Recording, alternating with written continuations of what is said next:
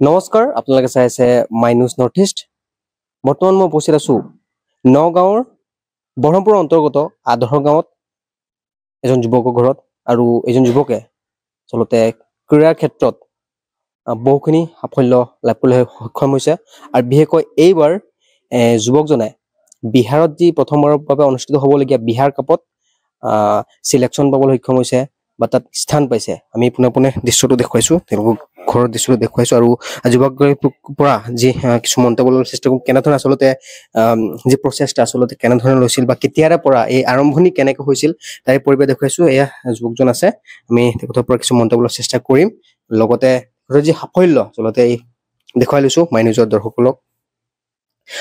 কেনেধৰণে আচলতে কষ্ট কৰিছিল বা কিমান দিনৰ কষ্ট আছিল বা কেনেকৈ কৰিছিল যাৰ কাৰণে বিহাৰ কাপত ৰাষ্ট্ৰীয় পৰ্যায়ত স্থান পাবলৈ সক্ষম হৈছে বা ৰাষ্ট্ৰীয় পৰ্যায়ত খেলিবলৈ যাব। আমি তাৰ কিছু মন্তব্য ল'ম। তাৰ পূৰ্বে যি কিছু সাফল্য যি সেয়া মেডেল দেখুৱাইছো, বিভিন্ন মেডেল আছে, ইয়াত গ'ল্ড মেডেল আছে, মাজত গ'ল্ড মেডেল সোমাই আছে, ব্ৰঞ্জৰ মেডেল আছে, বিভিন্ন ধৰণৰ মেডেল আছে। আচলতে বিভিন্ন কষ্টৰ ফল বুলি ক'ব লাগিব, আৰু যাৰ কাৰণে এইবাৰ বিহাৰ কাপত যি প্ৰথমবাৰৰ বাবে অনুষ্ঠিত হৈছে বিহাৰ কাপত যুৱকজনে খেলিবলৈ যাব। আমি পোনে পোনে যুৱকজনৰ ওচৰত যাব বিচাৰিছো।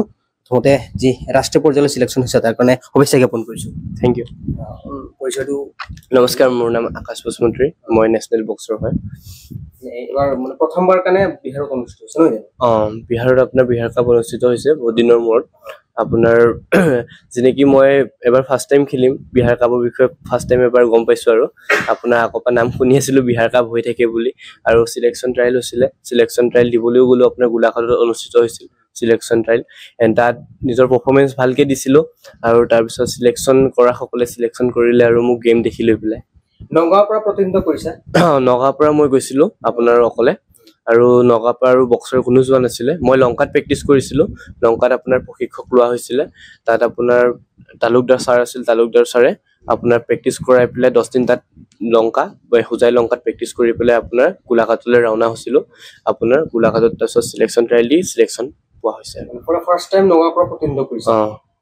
কেনে লাগিছে এতিয়া? আপোনাৰ ভালে লাগিছে। নগাঁৱৰ পৰা আপোনাৰ অকলে পাইছো চিনাকি, আপোনাৰ ডিষ্ট্ৰিক্টৰ পৰা আপোনাৰ অকলে পোৱা নিচিনা মানে ভাল লাগিছে ন। আৰু লগত আৰু কোনোবা থাকোঁতে আৰু ভাল লাগিলহেঁতেন, এতিয়া পোৱা নাই আৰু সেইকাৰণে এতিয়া বাকীখিনি যোনখিনি লংকাৰ লগত প্ৰেক্টিচ যাব, আপোনাৰ হোজাই ডিষ্ট্ৰিক্টৰ পৰা পাইছে দুজনে, সিহঁতৰ লগতে এতিয়া আপোনাৰ আমাৰ কেম্প আছে। এতিয়া আজি আপোনাৰ আবেলি যোৱাকৈ হ'ব কেম্পলৈ, গোলাঘাটত কেম্প দিয়া হৈছে। এই তাত আপোনাৰ 29 তাৰিখলৈকে প্ৰেক্টিচ হ'ব, 28 তাৰিখ মানলৈকে প্ৰেক্টিচ হ'ব। 29 তাৰিখে আপোনাৰ ৰাওনা হ'ব আছাম টিমটো বিহাৰলৈ। এই যি বক্সিঙত এতিয়া বিহাৰ কাপলৈ যাবা, ইয়াৰ আৰম্ভণি কেনেকৈ হৈছিল? মানে কেতিয়াৰ পৰা সপোন দেখিছিলা যে মই বক্সিং খেলিম, বক্সিঙলৈ যাম? এইটোতো আপোনাৰ সৰুৰ পৰাই খেলা হৈছিলে। পাপাই খেলিছিলে আৰ্মিত, তাৰপিছত পাপাক দেখা হৈ পেলাই মই খেলিছিলো। তাৰপিছত খেলি পেলাই আপোনাৰ সৰুৰ পৰাই খেলা হৈ আছিল। আপোনাৰ নেশ্যনেল গেম খেলিছো, যেনেকি অপেন নেশ্যনেল দুবাৰকে খেলিছো, এণ্ড তাতো আপোনাৰ বহুতখিনি এক্সপিৰিয়েঞ্চ আছে। তাৰপিছত আপোনাৰ কোচসকলেও বহুতখিনি শিকাইছে, আপোনাৰ তালুকদাৰ ছাৰহঁতে গোটেইখিনি শিকাই কৰি লৈ পেলাই আৰু এতিয়া পাৰফৰ্মেঞ্চখিনি দেখাই আছো। এই ক্ষেত্ৰত উৎসাহ কাৰ পৰা পাইছে? উৎসাহ ঘৰৰ ফাদাৰ মাদাৰৰ পৰাই আপোনাৰ ফেমিলিৰ পৰা পাইছো। নিশ্চয়কে দেখুৱাই লৈছো, পুনৰবাৰ পৰিৱেশটো দেখুৱাইছো, যিহেতু আচলতে যুৱকজনে এজন উদীয়মান যুৱক বুলি ক'ব লাগিব, যি বক্সিঙত নিজৰ নাম কিছু কৰিবলৈ সক্ষম হৈছে আৰু এতিয়া ৰাষ্ট্ৰীয় পৰ্যায়লৈ যাব খেলিবলৈ বিহাৰত প্ৰথমবাৰৰ বাবে যি অনুষ্ঠিত হ'ব বিহাৰ কাপ। আৰু তাৰ পূৰ্বে আচলতে আমি যুৱকজন ঘৰৰ কিছু পৰিৱেশ দেখুৱাইছো। পিতৃ মাতৃ আছে, আমি পিতৃ মাতৃৰ পৰা কিছু মন্তব্য ল'বলৈ চেষ্টা কৰিম। কি ক'ব আপোনাৰ ল'ৰাই এতিয়া ৰাষ্ট্ৰীয় পৰ্যায়লৈ যাব খেলিবলৈ, তাৰ পৰা যদি সাফল্য হয় আন্তঃৰাষ্ট্ৰীয় পৰ্যায়লৈ যাব, গতিকে কেনে লাগিছে? মই বহুত প্ৰাউড ফিল কৰিছো, আৰু হোপলি আগলৈ তেনেকুৱা ভাল কাম কৰক, আৰু আমাৰ নগাঁও ডিষ্ট্ৰিক্টৰ মানে অসমবাসীৰ কাৰণে গৌৰৱ কঢ়িয়াই আনক, সেইটোৱে মই মানে কি ক'ব বিচাৰো। Thank you. তেওঁ কৈছে যে সৰুৰ পৰাই সপোন আছিল বক্সিঙত যোৱা। একচুৱেল মই আৰ্মিৰ পৰা হয়, মই আৰ্মিৰ পৰা বক্সিং খেলো। মানে মই কামান লেভেলত আগত বক্সিং খেলিছিলো। চ' মই তেনেকৈ মানে কি ল'ৰাটোক গাইড কৰি গৈছো, কেনেকৈ কি কৰিব লাগে, মানে কি তেনেকৈ মানে মই যিটো মোৰ মানে ছাকচেছফুল নহ'ল, সেইটো মানে ছাকচেছ কৰিবৰ কাৰণে মানে কি মই আগবঢ়াই দিছো।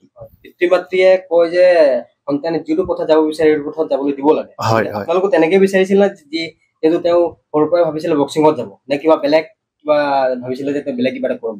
নহয়, একচুৱেল মানে কি মই তাক আৰ্মিত সোমাব বিচাৰিছিলো। আৰ্মিতো বক্সিং খেলিব পাৰি, বাট মানে নিজে চিলেকশ্যন কৰিছে বোলো মই বক্সিং খেলিম এনেকা সেই মানে যিটো ভাবিছে বোলো নিজৰ এটা এম আছে এমটো যাতে ছাকচেছ হয় সেইটোৱে কামনা ৰাষ্ট্ৰীয় পৰ্যায়লৈ যাব হয় বহুত প্ৰাউড ফিল কৰিছো মই সেইটো মানে একেবাৰে ব্লেছিং মোৰ ফালৰ পৰা নিশ্চয়কৈ মাতৃ আছে কি ক'ব এগৰাকী মাতৃ হিচাপে আপোনাৰ সন্তানে এটা নেশ্যনেল পৰ্যায়লৈ ৰাষ্ট্ৰীয় পৰ্যায়লৈ খেলিবলৈ যাব আৰু তাত যদি সফলতা লাভ কৰে আন্তঃৰাষ্ট্ৰীয় পৰ্যায়লৈ যাবলৈ সক্ষম হ'ব গতিকে এগৰাকী মাতৃ হিচাপে আপোনাৰ কেনে লাগিছে আৰু কি ক'ব বিচাৰিব ভালে লাগিছে আৰু সি গোটেই অসমৰ কাৰণে সকলো নগাঁও ডিষ্ট্ৰিক্টৰ কাৰণে ভাল গৌৰৱ কঢ়িয়াই আনক সেয়াই মোৰ প্ৰাৰ্থনা সৰুৰে পৰা সপোন আছিল বুলি কৈছে হয় আছিল তাৰ মই বহুতখিনি যিমান পাওঁ তাক খেলিবলৈকে কওঁ পঢ়া শুনা খেলা মই সেয়া তাক বেছিকৈ শিকাই থাকোঁ যি ভাল পায় সি